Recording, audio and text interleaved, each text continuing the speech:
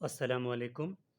अच्छा, आज का जो ये टॉपिक पढ़ेंगे ये है बोन रीमॉडलिंग। अब बोन रीमॉडलिंग क्या है, इसको पहले इसकी डेफिनेशन देखेंगे, फिर कौन-कौन से बोन्स के सेल्स होते हैं और इसका टोटली डिस्क्रिप्शन। उसके बाद बिल्कुल आपके लिए आसान हो जाएगा। पूरा वीडियो देखें, आपको बिल्कुल क्लियर हो जाएगा। देखिए, नाम से ज़ाहिर है बोन रीमॉडलिंग, यानी बोन का कोई रीमॉडलिंग करके, ठीक है, उसको बेहतर बनाना, यानी कि जो अगर ख़राब है तो इसको मज़ीद अच्छा बनाना, या फिर ठीक है, और डैमेज है तो इसको बेहतर बना देना। तो इसको बोलते हैं बोन का रीमॉडलिंग करना। अब इसकी डेफिनेशन क्या है? सबसे पहले इसकी डेफिनेशन है कि रिमूवल, बोन रीमॉडलिंग, ठीक है, रिमूवल ऑफ ओल्ड या immatured bone, removal of old या फिर immatured bone by osteoclast osteoclast and formation of bone matrix या bone tissue that is called bone remodelling. ठीक हो गया। यानी कि या तो बोन को ऑस्टियोक्लास्ट, दो वर्ड यूज हुए यहाँ पर, ऑस्टियोक्लास्ट एंड ऑस्टियोब्लास्ट। ऑस्टियोक्लास्ट होंगे तो वो बोन को क्या करेंगे, रिमूव करेंगे। ऑस्टियोब्लास्ट होंगे तो क्या करेंगे, ये ऑस्टियोब्लास्ट क्या करते हैं, ठीक है, formation matrix by the bone. ठीक है। अच्छा, यहाँ पे ना एक चीज़ मैंने लिखा कि रिमूवल ऑफ ओल्ड या immature bone by osteoclast and formation of bone matrix या बोन टिश्यू, ठीक है, बाय ऑस्टियोब्लास्ट, इधर लिख लेना, by osteoblast, that is called remodelling. ठीक है, बोन रिमॉडलिंग।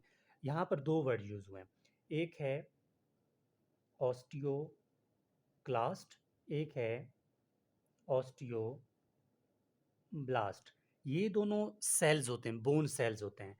जो ऑस्टियोक्लास्ट है ना, सी है, क्लास्ट वर्ड आ रहा है, ठीक है, ये क्या करते हैं, बोन को रीएब्सॉर्प्शन करवाते हैं। ठीक है, बोन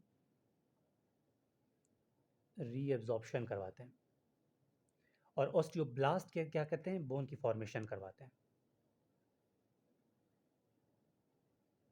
ये क्या करते हैं, बोन की फॉर्मेशन करवाते हैं।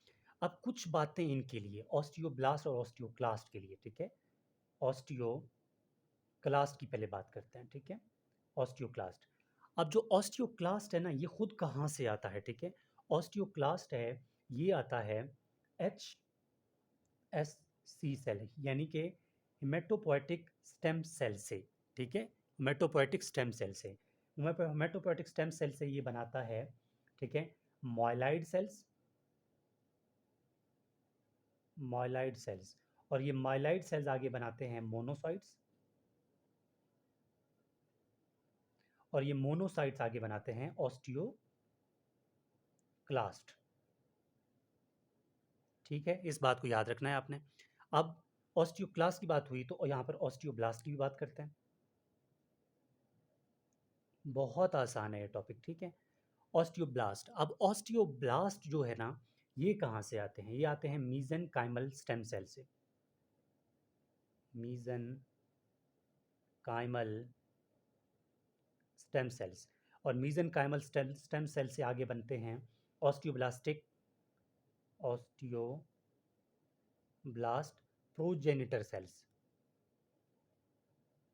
Progenitor cells. और ऑस्टियोब्लास्ट प्रोजेनिटर सेल्स जो है ना, ये बनाते हैं ऑस्टियोब्लास्ट। तो इसका मतलब आपको समझ आ गई कि ऑस्टियोब्लास्ट कहाँ से आए, ऑस्टियोक्लास्ट कहाँ से आए। ये दोनों बोन मैरो में प्रोसेस हो रहा है, ठीक है, ये बात हो गई। अब जो है मेन काम है, मेन रीमॉडलिंग। ऑस्टियोक्लास्ट अगर बॉडी में है ना, तो ये क्या करेगा, पहले एक रफ अंदाज से सुन लेना कि ऑस्टियोक्लास्ट सबसे पहले क्या करता है कि ये जाकर, ठीक है, ये क्या जो बोन को डैमेज करता है, सबसे पहले ये सिक्रीशन करेगा कुछ केमिकल्स की, ठीक है, सिक्रीट करेगा कुछ केमिकल्स। उस केमिकल्स में सबसे पहला आता है कुछ इंजाइम्स होंगे, ठीक है? एंजाइम्स हो सकते हैं, या फिर आप ये कह सकते हैं कि कोलाजिनेज एंजाइम हो, ठीक है? कोलाजिनेज, या फिर आप केमिकल्स लिख लें, केमिकल्स लिख लेना, ठीक है? या फिर आप हाइड्रोजन आयन लिख सकते हैं।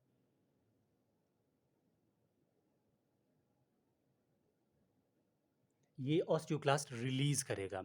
रिलीज करने के बाद ये जाके बोन्स पे चिपक जाएगा, ठीक है? क्या करेगा? बोन्स पे चिपक जाएगा। तो मैं लिख लेता हूँ, ये अगर बोन है, ठीक है? ये बोन है, अगर ये कोई बोन है, तो ऑस्टियोक्लास्ट क्या करेंगे? इस पे आके चिपक जाएंगे, ठीक है? ये क्या करते हैं ऑस्टियोक्लास्ट? ये आ गया ऑस्टियोक्लास्ट। ऑस्टियोक्लास्ट यहाँ पर आके चिपक गया है। चिपक जाएगा तो क्या करेगा? रिलीज करेगा enzymes, collagen, chemicals, hydrogen ions. जब ये रिलीज करेगा इसके अंदर, तो क्या होगा? जब ये रिलीज करेगा तो कुछ क्या होगा, ठीक है? यहाँ पर शैलो डिप्रेशंस पैदा करेगा, ठीक है? शैलो डिप्रेशंस, शैलो डिप्रेशंस पैदा करेगा, एंड बोन की क्या होगी? रीएब्जॉर्प्शन होगी। ये एक रफ सा मैं बता रहा हूँ, अभी इसको पूरा डायग्रामेटिकली थ्रू करेंगे। ये आपका बेसिक कॉन्सेप्ट बना रहा हूँ मैं, ठीक हो गया? ये बात हो गई। अब ऑस्टियोब्लास्ट क्या करते हैं? ऑस्टियोब्लास्ट कुछ भी नहीं करेंगे, ऑस्टियोब्लास्ट सिंथेसाइज करेंगे, ठीक है? सिंथेसाइज, क्या सिंथेसाइज करेंगे? कोलाजन, कोलाजन सिंथेसाइज करेंगे, एंड एक्स्ट्रा सेलुलर मैट्रिक्स इसको बनाएंगे, ठीक हो गया? अब यहाँ तक आपको समझ आ गई। अब जो है हम मेन मैकेनिज्म की तरफ जाते हैं। मेन मैकेनिज्म समझेंगे तभी ये चीज़ें आपको समझ आएगी कि ये कॉन्सेप्ट बनाना बहुत ज़रूरी था। अच्छा, अब मेन कॉन्सेप्ट की बात करते हैं। अच्छा, मेन कॉन्सेप्ट यानी मैकेनिज्म में क्या होता है? सबसे पहले बात होगी कि हमारे पास ऑस्टियोब्लास्ट सेल्स हैं, ठीक है? क्या हैं? ऑस्टियोब्लास्ट। ये ऑस्टियोब्लास्ट सेल्स जो होते हैं ना, बहुत गौर से समझ लेना इस बात को। ऑस्टियोब्लास्ट सेल एक केमिकल रिलीज करते हैं, या फिर आप ये कह सकते हैं कि एक फैक्टर रिलीज करते हैं जिसका नाम है रैंक, RANK, रैंक एल। मैं इसका नाम बता देता हूँ, फुल फॉर्म लिख लेना, वीडियो लेंथी हो जाएगी, ठीक है? Receptor activator of nuclear cell kappa ligand, इसका पूरा नाम है, ठीक है? Receptor activator nuclear cell kappa, ठीक है? और लाइगेंड। ये क्या करता है? ये जाता है बॉडी में, ठीक है? बॉडी में प्रेजेंट होते हैं कुछ हमारे पास इममेच्योर, इममेच्योर क्या? इममेच्योर,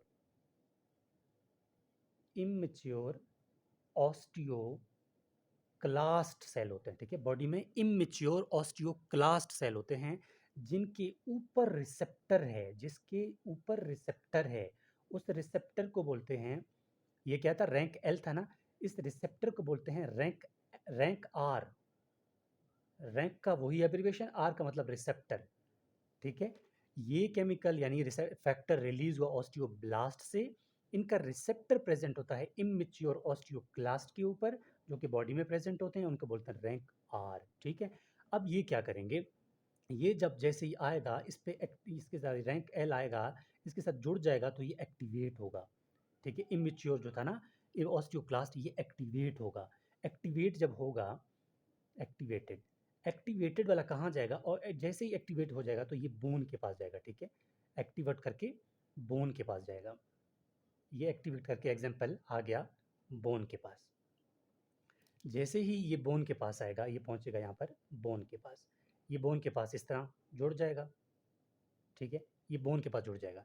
जैसे ही ये जुड़ गया ना, जैसे ये जुड़ जाएगा तो ये क्या करेगा? ये organic portion of the bone जो है ना, ऑर्गेनिक पोर्शन ऑफ बोन, उसकी रीएब्सॉर्प्शन करेगा। अब ऑर्गेनिक पोर्शन में क्या क्या आता है? कैल्शियम आता है प्लस फास्फोरस। उस पार्ट की क्या करेगा? रीएब्सॉर्प्शन करवाएगा, तोड़ना स्टार्ट करेगा, ठीक है? तोड़ना स्टार्ट करेगा। जैसे ही ये यहाँ पर चिपक के ये टूटना स्टार्ट करेगा, स्पॉन्टेनियसली यानी उसी टाइम क्या होगा? स्पॉन्टेनियसली, खुद ब खुद एक और इंजाइम एक्टिवेट होगा बॉडी में, उसका नाम है एसिड फास्फेटेज।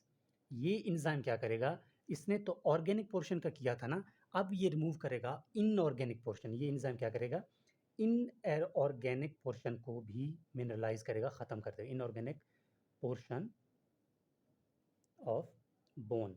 अब इसकी क्या करेगा, इसकी भी रीअब्जॉर्प्शन करवाएगा। अब इनऑर्गेनिक पोर्शन में क्या आता है, इनऑर्गेनिक पोर्शन के अंदर आता है collagen and extra cellular matrix की प्रोटीन। ठीक है, इनको तोड़ देगा। बहुत आसान है, दोबारा समझ लेना। सबसे पहले ये एक्टिवेट हुआ, आया, डैमेज किया ऑर्गेनिक पोर्शन को। दूसरा एंजाइम एक्टिवेट हुआ एसिड फास्फेटेज, जिसने ऑर्गेनिक पोर्शन को एक्टिवेट मतलब वो किया, रीअब्जॉर्ब किया। अब क्या होगा, मतलब बोन जो है अब कुछ इस तरह का हमें मिलेगा। ठीक है, अब बोन कुछ इस तरह का होगा ना, क्योंकि बोन जो है वो डैमेज हो चुका है। अब बोन इस तरह का मिलेगा हमें। अब क्या होगा, बोन इस तरह का मिल गया, ठीक है, यानी कि ऑस्टियोक्लास्ट ब्लास्ट ने अपना एक्टिवेट का सारा कुछ कर दिया था। अब जो है, अब क्या होगा, अब बोन को हमने बनाना भी है, हमने जैसे डेफिनेशन में लिखा था। अब दोबारा क्या होगा कि वही ऑस्टियोब्लास्ट सेल, ठीक है, वही ऑस्टियोब्लास्ट, ये क्या करेंगे, ये ऑस्टियोब्लास्ट सेल जो है ना रिलीज करते हैं। ऑस्टियोब्लास्ट क्या करते हैं, रिलीज करते हैं। क्या रिलीज करेंगे, रिलीज करते हैं ओपीजी। ओपीजी का मतलब है ऑस्टियोप्रोटाजिन या प्रोटागिन, ठीक है, ऑस्टियोप्रोटागिन। ये ऑस्टियोप्रोटाग्रिन, RIN है, ठीक है। ऑस्टियोप्रोटाग्रिन जो है ना, ये क्या करता है, ये दो काम करता है। सबसे पहले तो ये इनहिबिट करेगा, ये इनहिबिट करेगा, किसको इनहिबिट करेगा, रैंक रैंक एल को, यानी सॉरी रैंक आर को, यानी कि इसको यहाँ पर आके इनहिबिट करेगा, इस रिसेप्टर को। ये रिसेप्टर इनहिबिट होगा तो यह रैंक एल आएगा ही नहीं, लगेगा ही नहीं। जब लगेगा ही नहीं तो बोन एब्जॉर्प्शन होगा ही नहीं। ठीक है, इनहिबिट करेगा रैंक आर को, रैंक आर को इनहिबिट करेगा, तो क्या होगा कि बोन की एब्जॉर्प्शन दोबारा नहीं होगी। और दूसरा ये क्या करेगा, दूसरा ये करेगा, दूसरा ये ऑस्टियोब्लास्ट जो है, सबसे पहले दूसरा ये ऑस्टियोब्लास्ट सेल्स जो है ना, ऑस्टियोब्लास्ट सेल्स, इसको सेंड करेगा बोन्स के पास, जाओ और बोन को बनाओ। जबकि हमने पहले कहा था ऑस्टियोब्लास्ट क्या करते हैं, बोन फॉर्मिंग सेल्स हैं, ठीक है, बोन फॉर्मिंग सेल हैं। अब वो ऑस्टियोब्लास्ट यहाँ पर इस तरह है, ठीक है, ये बोन था ना हमारे पास। अब ऑस्टियोब्लास्ट आएगा, ठीक है, ये किस कौन कर रहा है, ओपीजी करवा रहा है। अब ऑस्टियोब्लास्ट आएगा, ऑस्टियोब्लास्ट इसको पूरी तरह घेर लेगा अपने अंदर, और घेरने के बाद क्या करेगा, ऑस्टियोब्लास्ट यहाँ पर जैसे ही आएगा, यानी कि रिलीज, ऑस्टियोब्लास्ट जैसे ही आएगा तो ये रिलीज करेगा। क्या रिलीज करेगा, कोलाजन, कोलाजन रिलीज करेगा ताकि ये बन जाए, और एक्स्ट्रा सेलुलर मैट्रिक्स और प्रोटीन्स, इसको रिलीज करेगा ताकि ये पूरा बोन के अंदर आ जाए और इसको सही तरह पकड़ ले और ये बनना स्टार्ट हो जाए। तो ये है हमारे पास बोन रीमॉडलिंग। सिंपल सी बात है, हमने कहा कि बोन रीमॉडलिंग, बोन का बनना या टूट जाना। सबसे पहले हमने इसकी थोड़ा डिस्क्रिप्शन बता दी। यहाँ पर हमने बताया था ना कि बोन ऑस्टियोब्लास्ट क्या करते हैं, ऑस्टियोब्लास्ट क्या करते हैं, सिंथेसिस करते हैं कोलाजन की, एक्स्ट्रा सेलुलर मैट्रिक्स की। यहाँ पर हमने लास्ट में बता दिया कि एक्स्ट्रा सेलुलर मैट्रिक्स की सिंथेसिस करते हैं या फिर कोलाजन की। बहुत आसान अल्फाज में मैकेनिज्म है, ऑस्टियोब्लास्ट सेल है बॉडी में, ये रिलीज करते हैं एक फैक्टर को, रैंक एल को। ये जाके इमेच्योर ऑस्टियोक्लास्ट पे इनका रिसेप्टर है, इनके साथ जुड़ जाते हैं, बोन की रीअब्जॉर्प्शन करवाते हैं, तोड़ देते हैं बोन को। कौन से पोर्शन की, ऑर्गेनिक और इनऑर्गेनिक पोर्शन को। फिर हमने कहा कि ऑस्टियोब्लास्ट सेल होते हैं जो रिलीज करते हैं ओपीजी, ये करता है इनहिबिट इस रिसेप्टर को इनहिबिट करेगा तो रैंक आर एल जो है ये काम ही नहीं करेगा, जुड़ेगा ही नहीं, जुड़ेगा ही नहीं तो ये ऑस्टियोब्लास्ट को सेंड कर देता है, और ऑस्टियोब्लास्ट जैसे ही बोन के साथ जुड़ जाते हैं, जुड़ने के बाद ये रिलीज करता है कोलाजन और एक्स्ट्रासेलुलर मैट्रिक्स को, ताकि बोन क्या करे, मिच्योर बोन बन जाए, मिच्योर्ड बोन बन जाए। और मिच्योर्ड बोन सेल्स जो होते हैं उनको एक स्पेशल नाम देते हैं, जिसको बोलते हैं, जिसको जिसको मानते हैं ऑस्टियोसाइट्स, इनको नाम देते हैं ऑस्टियोसाइट्स। तो ये है हमारे पास बोन रीमॉडलिंग।